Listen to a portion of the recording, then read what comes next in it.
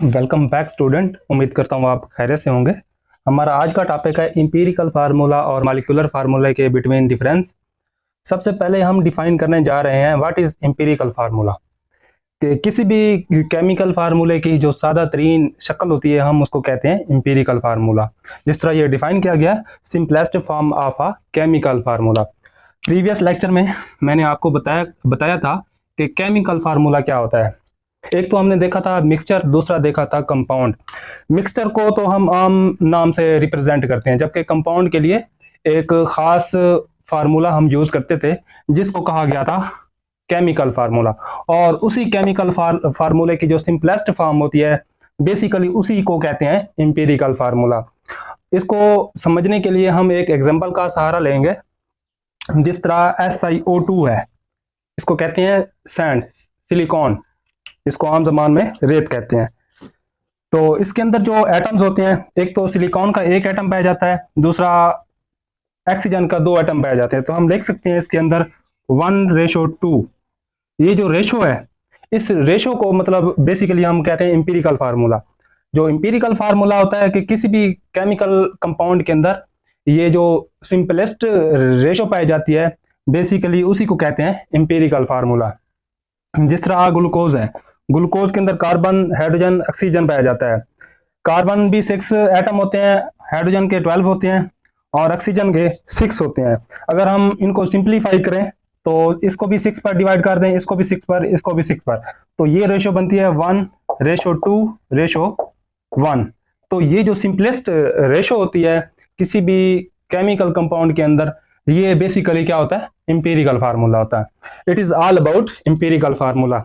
Now we move to the molecular formula.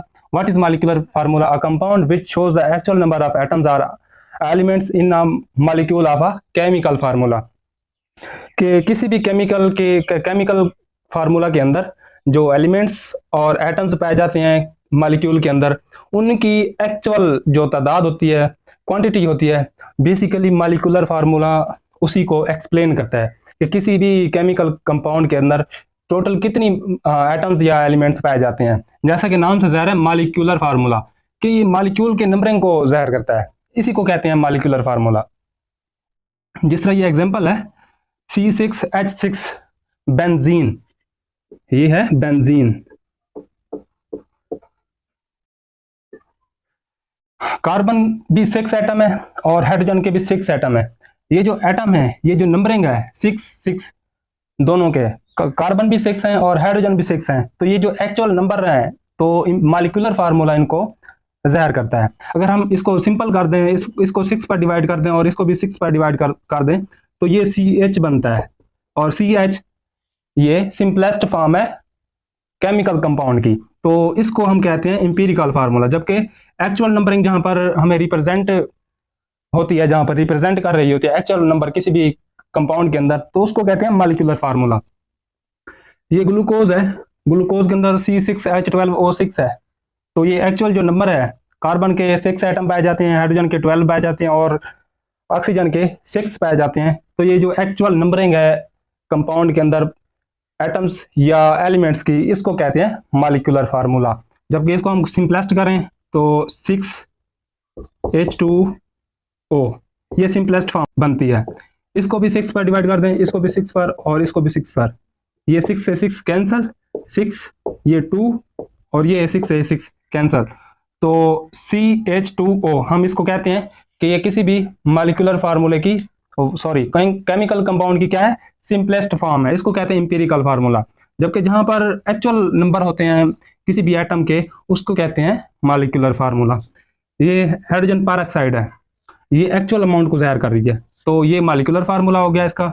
HO इसको लिखें तो ये बनता है इंपीरिकल फार्मूला।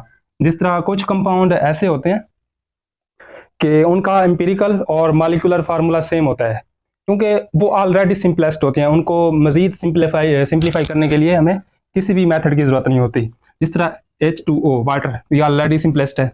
ये वाटर का H2O जो फार्मूला है, ये मॉलिक्यूलर फार्मूला भी इसको कह सकते हैं और इंपीरिकल फार्मूला भी कह सकते हैं। जिस तरह HCl है, इसमें हाइड्रोजन का एक एटम है, क्लोरीन का भी एक एटम है, तो ये ऑलरेडी सिंपलेस्ट है, सिंप्लीफाइड है। तो MCQs के तौर पर आ सकता है कि choose the compound having both molecular formula and empirical formula. तो आपके पास ऑप्शन हो सकते हैं HCl, H2O, C6H6, C6H6। तो ये वाले जो दो है ना, H2O और HCl, तो ये ऑलरेडी सिंपलेस्ट है, सिंप्लीफाइड है, तो ये आपके मतलब आंसर हो सकते हैं। तो आपने इस बात का ध्यान रखना है। लास्ट में हम देखते हैं relationship of empirical formula and molecular formula. तो मॉलिक्यूलर फार्मूला होता है वो इक्वल होता है एम्पिरिकल फार्मूला क्रॉस एन कोई भी नंबर हो सकता है 1 2 3 अप टू सो ऑन। तो अगर आपको मतलब इसमें एक चीज़ आपको गिवन हो ना, तो आप दूसरी चीज़ आप इजीली फाइंड कर सकते हैं। It is totally all about empirical formula and molecular formula. अल्लाह हाफिज़।